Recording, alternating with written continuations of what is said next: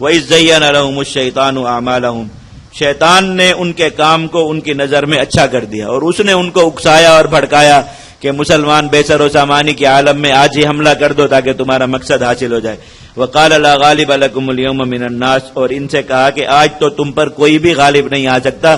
وَإِنِّي جَارٌ لَكُمْ، کیونکہ میں تمہارے ساتھ ہوں، تمہاری مدد کر رہا ہوں. یہ شیطان سراقہ بن مالک مدلجی کی شکل میں، انسانی شکل میں میدان بدر میں آ گیا اور آ کر ابو جہل سے ملا اور کہا کہ بس تم لڑائی کرو، میرا جو قبیلہ ہے بنو مدلج ان کے 2000 لوگ میں لایا ہوں اور میں نے یہیں قریب ہی چھپا رکھے ہیں.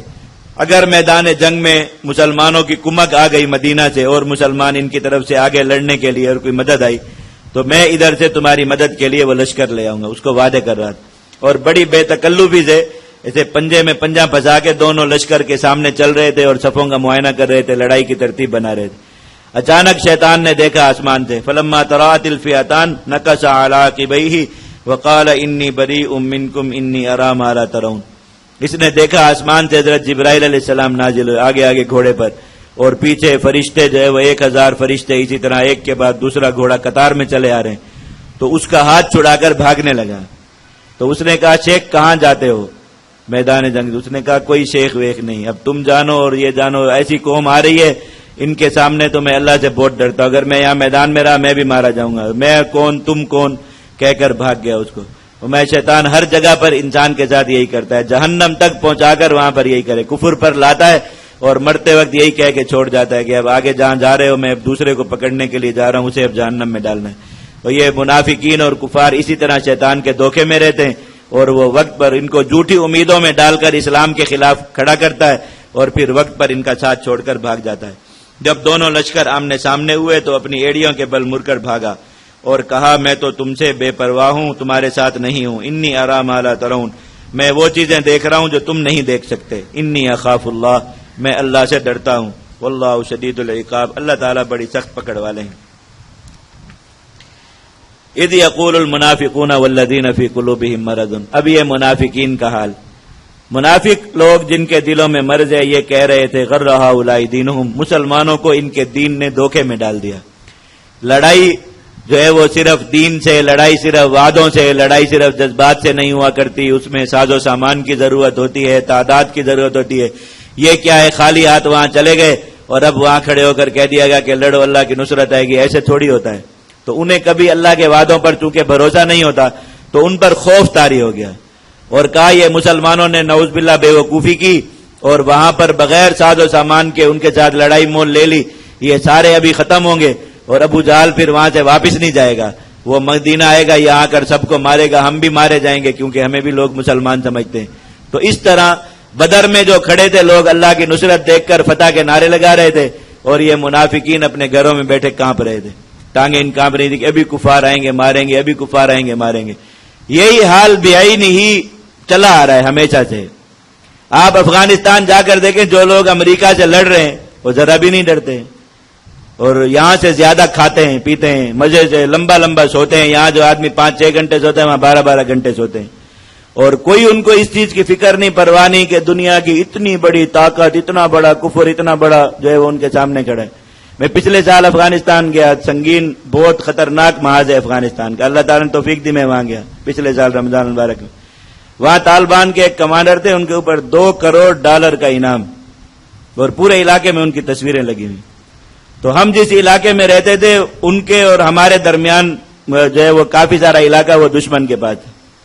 انہیں جب میرے بارے میں وہاں پتا چلا کہ وہ آئے تو انہوں نے کہا کہ میں نے ملنے کے لیے جانا ہے. اب وہ ان کے ساتھیوں نے انہیں بہت روکا، کہا کہ اس طرح جو ہے وہ مناسب نہیں کہ درمیان میں دشمن کا علاقہ پڑتا ہے، اب کس طرح جائیں؟ کہا موٹر سائیکل پہ جاؤں گا. تو بہت شور شرابہ اور انہوں نے بہت روکا تو انہوں نے کہا اچھا نہیں جاتا. تو سب سو گئے تو وہ موٹر سائیکل بیٹھے اور آ گئے. اب میں ان سے پوچھ رہا تھا، میں نے کہا آپ کس طرح مطلب ان کے درمیان تھے؟ کہا بس وہ پوسٹ پہ اوپر وہ بیٹھے ہوئے تھے، انہوں نے مجھے روکا تو میں نے موٹر سائیکل نیچے بریک لگائی، اوپر ان کی طرف دیکھا وہ گن لے کھڑا ہوا تھا. میں نے کہا یا اللہ میں مہمان سے ملنے کے لیے جا رہا ہوں، چلو اگر اس کو مجھے مارنا ہے تو واپسی مار لے بھی کرے. تو میں نے موٹر سائیکل بھگا دیا اور بالکل ایسے واقعہ سنا رہے تھے جیسے کوئی بالکل ایسے ایک لطیفہ سنا رہا آدمی اور اس طرح مذاق. خود تصور کرے ایک آدمی اس پوسٹ کے نیچے موٹر سائیکل روک کے کھڑا ہو جس کے اوپر اتنی بڑی گن لگی ہوئی اور آدمی اس کو دیکھ بھی لیا کہ یہ آدمی جا رہا ہے اور وہ یہی دعا کر کے کہ یا اللہ بس میں ملنے جا رہا ہوں، اگر مروانا ہے تو واپسی پہ مروا دینا، تو اس طرح کر کے گزر. تو کوئی خوف نہیں ہوتا. مزے سے آئے، وہاں دمبا ذبح ہوا، پکا کھایا، پورا مزے سے گپ شپ، رات کو اسی طرح اپنے موٹر سائیکل پہ اسی طرح اس علاقے سے گزر کے واپس اپنے اس میں چلے گئے، پھر بھی کوئی پرواہ نہیں، وہاں جا کر بتا دیا کہ میں ادھر پہنچ گیا. اور یہاں آپ کسی سے پوچھیں وہ یہ کہ بس یہ 2-4 دن میں یہ پاگل سارے ختم ہونے والے ہیں، اس کے بعد امریکہ یہاں کے مدرسے بھی ختم کر دے گا کہ مدارس والے امریکہ کے ساتھ ہیں، اور وہ مسجدوں میں بھی آ کے مارے گا کہ مسجدوں والے مجاہدین کو فنڈ کرنے دیتے تھے اور فلاں.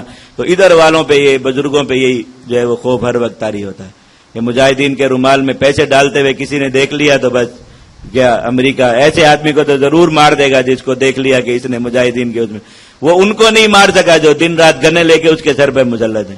اس آدمی کو آج تک نہیں پکڑ سکا. 2.5 کروڑ 2 کروڑ ڈالر کا انعام اس پر لگا ہوا اور وہ دشمن کے علاقے میں موٹر سائیکل پہ پھرتا ہے وہ آدمی. اندازہ کیجیے آپ، اس کے اوپر خوف نہیں ہے. اور یہاں جن کو امریکہ سمجھتا ہی نہیں ہے، کیڑوں مکوڑوں میں سمجھتا ہے کہ یہ مسلمان جیے مرے اس کی ان کو کوئی پرواہ نہیں، ان کو کتنا خوف ہوتا ہے ہر چیز. اللہ تعالیٰ نے یہی کیفیت ان کے بیان فرمائی کہ بدر والے تو اللہ کی نصرت دیکھ کر جو ہے وہ وہاں پر خوشی کے نعرے لگا رہے تھے، اور یہاں پر منافقین اپنے گھروں میں بیٹھے ڈر رہے تھے کہ وہاں بھی سارے مریں گے، اس کے بعد ابو جہل آئے گا، وہ مجھے بھی گھسیٹ کے مارے گا، میرے بچوں کو بھی گھسیٹ کے مارے گا، تو پھر مجھے کس طرح جان بچانی چاہیے. تو پوری منصوبہ بندی ہو رہی.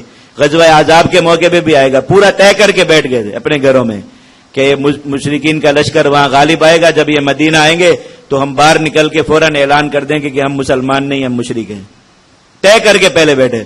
اب مسلمان غزوہ احزاب سے فتح یاب ہو کر آ گئے اور آ کر بتایا کہ اللہ نے ہمیں فتح دی، دشمن بھاگ گیا. تو ان کو پھر بھی یقین نہیں ہے، گھروں کی کنڈیاں نہیں کھول رہے تھے.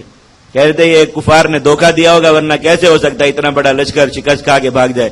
تو کنڈیاں نہیں کھول رہے تھے پورا دن، اور کہا کہ ابھی وہ انہوں نے دھوکہ دیا، مسلمان واپس آ گئے، بس وہ پیچھے سے حملہ کریں گے اور آگے ضرور ماریں گے.